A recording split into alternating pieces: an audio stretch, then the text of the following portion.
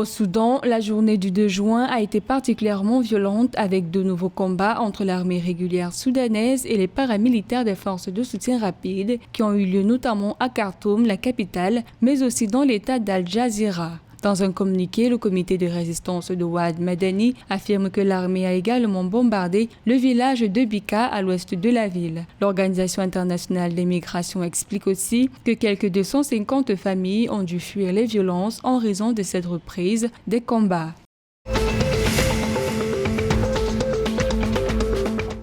Les présidents kenyans William Ruto et Samia Suluhu Hassan de Tanzanie envisagent des accords commerciaux avec la Corée du Sud. Les dirigeants d'Afrique de l'Est espèrent ainsi conclure des accords commerciaux avec la Corée du Sud. Cette ambition est d'autant plus nourrie par le fait que le Kenya recherche des engagements dans les domaines de l'agriculture, des TIC, de la santé, de l'énergie, des infrastructures, de l'éducation, du logement abordable et des transports urbains, indique une dépêche. Parallèlement, la Tanzanie a annoncé avoir signé un accord cadre pour obtenir un prêt concessionnel de 2,5 milliards de dollars du Fonds coréen de coopération pour le développement économique. L'argent doit être décaissé au cours des 5 prochaines années.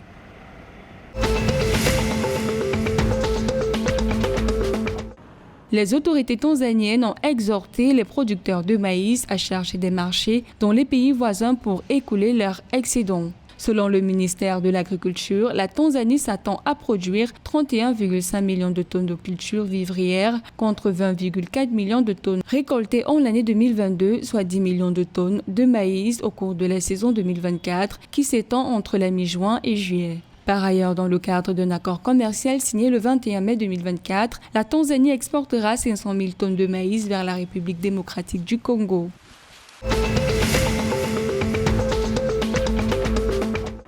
L'autorité ougandaise des marchés de capitaux et le ministère des Finances, de la Planification et du Développement économique s'efforcent de revoir le cadre réglementaire afin de stimuler le recours au financement par capital investissement en tant que source alternative des capitaux pour le secteur privé. Avec cette démarche, l'Ouganda espère ainsi que le recours au financement de marché par les entreprises ougandaises à partir des portails de capital investissement, de capital risque et de financement participatif augmentera pour atteindre 3% du PIB au cours de l'exercice 2024-2025.